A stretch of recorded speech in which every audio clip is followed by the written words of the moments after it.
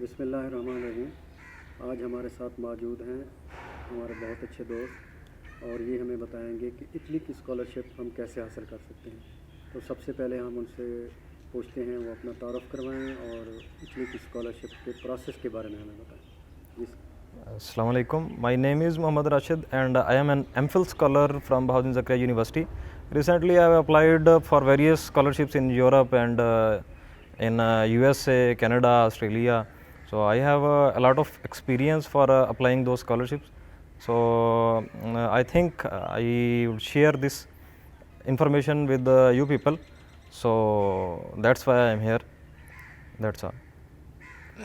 अच्छा सर, हमें ज़रा थोड़ा सा बताएं कि जो इटली में मुख्तलिफ़ यूनिवर्सिटीज़ हैं तो उस हवाले से हमें बताएंगे कि वहाँ कौन कौन सी यूनिवर्सिटीज़ हैं और ख़ास तौर पे फॉरेस्ट्री के हवाले से वहाँ कौन कौन सी यूनिवर्सिटी मौजूद हैं जो स्कॉलरशिप के हवाले से लोगों को इंगेज करते हैं। देखिए सर, इटली के अंदर फॉरेस्ट्री की काफ़ी सारी यूनिवर्सिटीज़ हैं। जहाँ तक बात करते हैं हम स्कॉलरशिप की, तो स्कॉलरशिप काफ़ी सारी ऐसी स्कॉलरशिप्स हैं जो आम तौर पर स्टूडेंट्स को नहीं पता। और हमारा यहाँ पे मसला ये है कि कोई इस तरह का सिस्टम नहीं है जो लोगों को ये चीज़ बता सके कि आप जो है इस स्कॉलरशिप के ऊपर अप्लाई कर सकते हैं। क्योंकि यहाँ पे जो स्कॉलरशिप है, अब बेसिकली ये होता है कि जो एमफिल का स्टूडेंट होता है उसके ऊपर काफ़ी फाइनेंशियल बर्डन होता है अगर उसने पाकिस्तान से करनी है।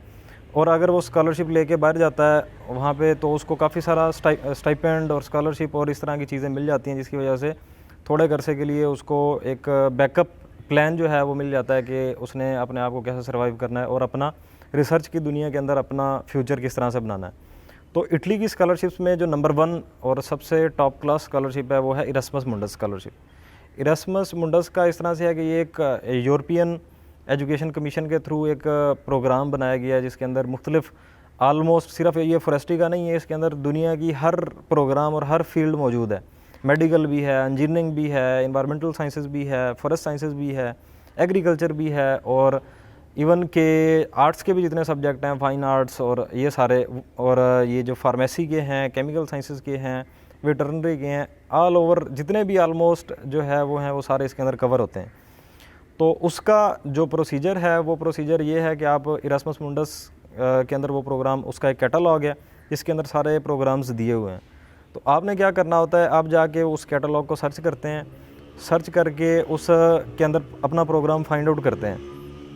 सारे प्रोग्राम जो है ना गो थ्रू करने के बाद आप आपसे जो मोस्ट रेलिवेंट प्रोग्राम होता है वो फाइंड आउट करते हैं, उसकी रिक्वायरमेंट्स देखते हैं। अगर आप उसके ऊपर उसको फुलफ़िल कर रहे हैं, उसके ऊपर पूरे उतर रहे हैं, तो आप उसको जो है ना जाके उसके डॉक्यूमेंट्स प्रिपेयर करते हैं और उसके ऊपर जाके अप्लाई करते हैं। आप इस स्कॉलरशिप के अंदर मैक्सिमम 3 प्रोग्राम्स के ऊपर जो है वो अप्लाई कर सकते हैं एक टाइम के ऊपर। तो ये एक बहुत अच्छी अपॉर्चुनिटी है। इसके थ्रू हमें आलमोस्ट 1100 यूरो जो है वो पर मंथ स्टाइपेंड भी मिलता है। ऑल ओवर द जो वो कवरेज है रिसर्च की और बाकी चीज़ें, आपका लिविंग एक्सपेंसेस और बाकी सारी चीज़ें वो भी इसी के अंदर कवर होती हैं।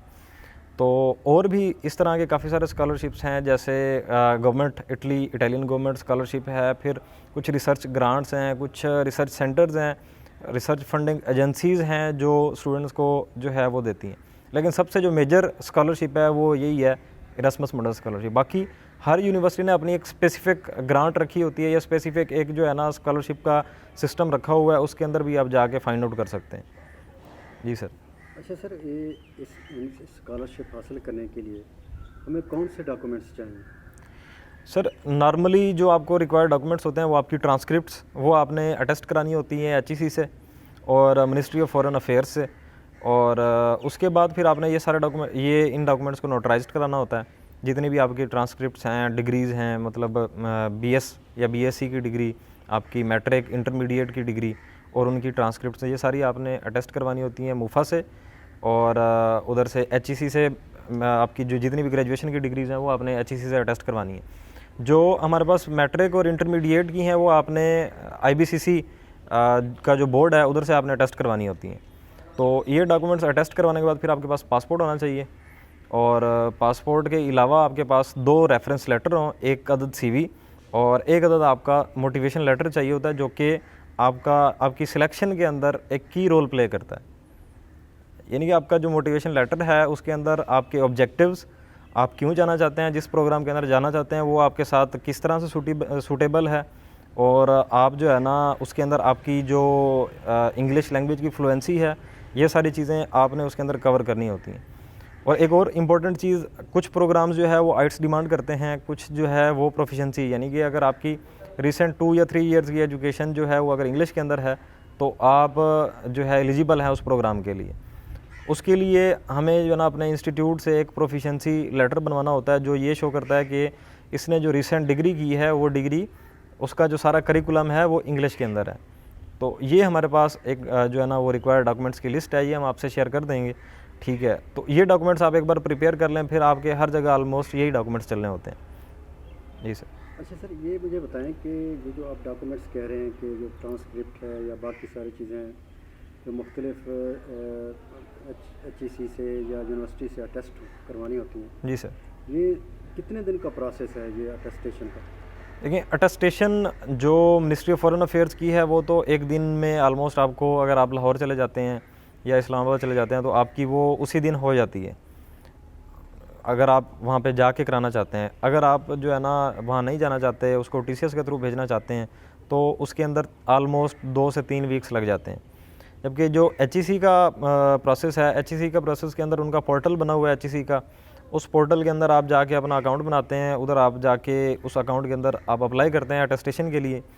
आपको जो है ना HEC ने ये सर्विस दी हुई है कि वो जो है यहाँ से डॉक्यूमेंट्स ले भी जाते हैं और वापसी अटेस्ट करा के डॉक्यूमेंट वापसी आपको पहुँचाते भी हैं।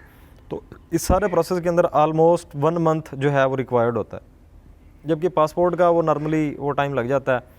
अगर आपने अर्जेंट बनवाना है या आपने जो है ना नॉर्मल उसके अंदर वो ID कार्ड की तरह है, उसका जो है ना वो उतना ही टाइम लगता है। अच्छा सर, इसके बाद मुझे ये बताएं कि सर जो वीज़ा प्रोसेस है हाँ जी। उसके हवाले से थोड़ा सा बताएं कि वो कैसे हो।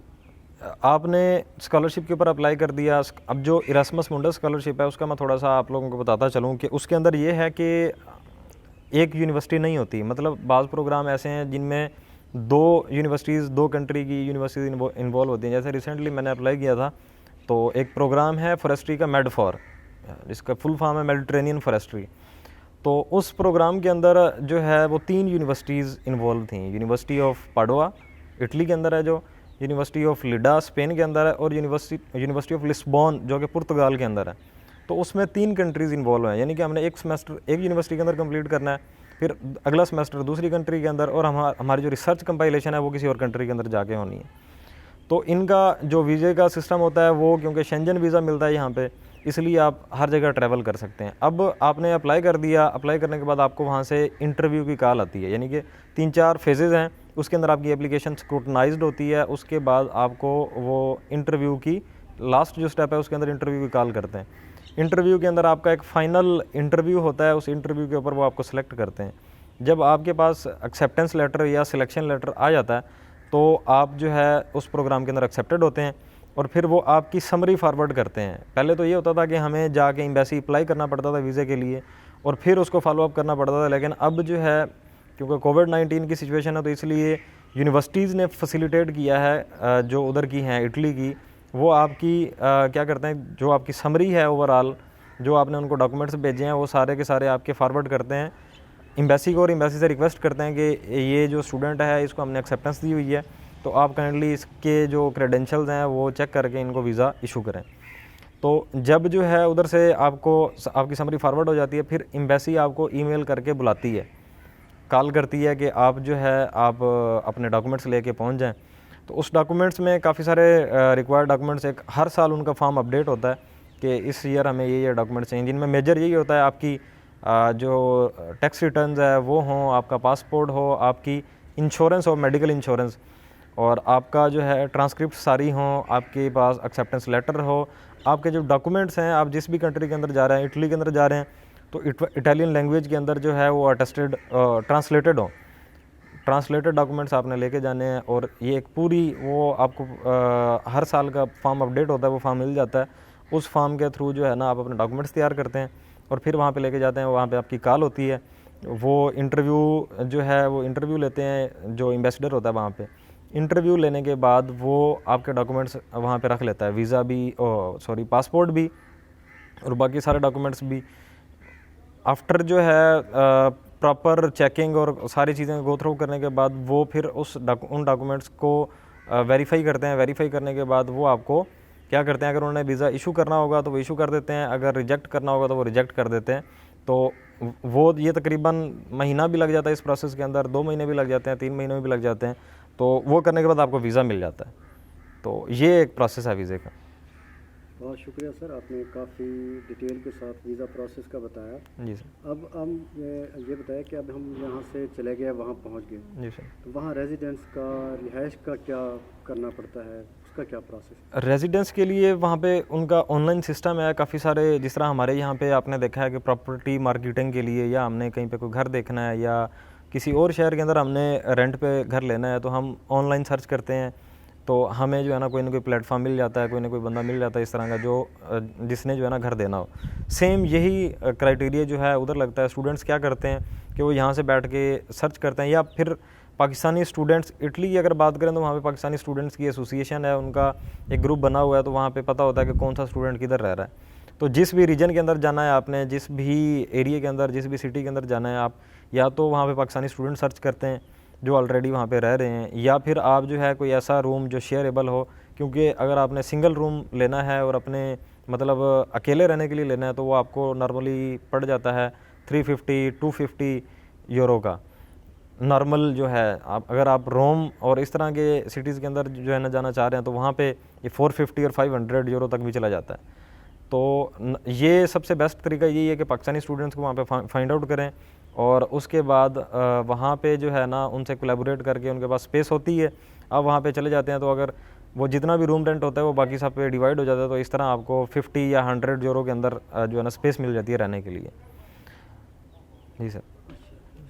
बहुत शुक्रिया सर। अब अगर हम वहाँ अब ये स्कॉलरशिप के हवाले से अब बंदा वहाँ पहुँच गया है, रिहाइश का भी बंदोबस्त हो गया है, आगे उसको अगर जॉब के लिए क्या प्रोसेस है, उसको कोई जॉब मिल सकती है वहाँ आसानी से? देखें, इटली के अंदर तो ये है कि आपको 20 आवर्स जो है ना वो रजिस्टर्ड हैं आपके अकाउंट के अंदर ना, पर वीक आप 20 आवर्स जो है वो काम कर सकते हैं विदाउट यानी कि किसी उसके, ये 20 आवर वर्क करने की आपको परमिशन है। तो वो जो मसला ये है कि जॉब हमने कौन सी करनी है, किस तरह की करनी है, तो जब हम शुरू में जाते हैं हमें ऑड जॉब्स मिलती हैं, मतलब किसी रेस्टोरेंट के अंदर, किसी पेट्रोल पंप के अंदर, या किसी इस तरह की जो है ना जो जॉब होती है वो आपको मिलती है। तो जो स्कॉलरशिप के ऊपर जाते हैं उन्हें तो ऐसा जॉब करने की ज़रूरत नहीं है, लेकिन अगर फिर भी उनका ऑब्जेक्टिव है कि यार हमने कमाना है, इधर आए हैं तो हमें जो है ना थोड़ा बहुत काम करना चाहिए, तो वो आपको आवर बेसिस के ऊपर जो है वो वहाँ पे जॉब्स मिल जाती हैं इस तरह की। लेकिन जब जैसे जैसे आप वहाँ पे रहते हैं, आपको वहाँ की लैंग्वेज आ जाती है, या आप पहले लैंग्वेज कोर्स करके जाते हैं, आपको वहाँ की लैंग्वेज आती होती है, तो फिर आपको वहाँ पे अच्छी जॉब्स मिल जाती हैं। और बाज़ औक़ात ऐसा भी होता है कि जो आपका प्रोफेसर है, जिसके अंडर सुपरविज़न आप हैं, या हर जितने भी प्रोफेसर हैं उनके अंडर कोई ना कोई पोजीशन ऐसी होती है, कोई रिसर्च असिस्टेंट की, या फिर कोई इस तरह का जो है ना एक्टिविटी, या टीचिंग असिस्टेंट की, इस तरह की जो है ना कोई जॉब होती हैं। वो स्टूडेंट जब आप उनसे रिक्वेस्ट करते हैं तो वो भी आपको वहाँ पे रख लेते हैं।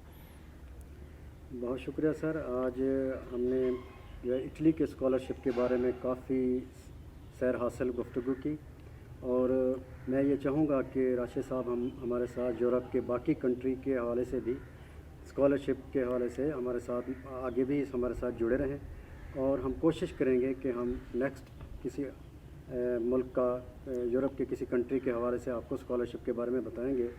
इस मकसद के लिए आप हमारे चैनल को सब्सक्राइब करें और इसको लाइक करें और आने वाले वीडियो का इंतज़ार करें। बहुत शुक्रिया।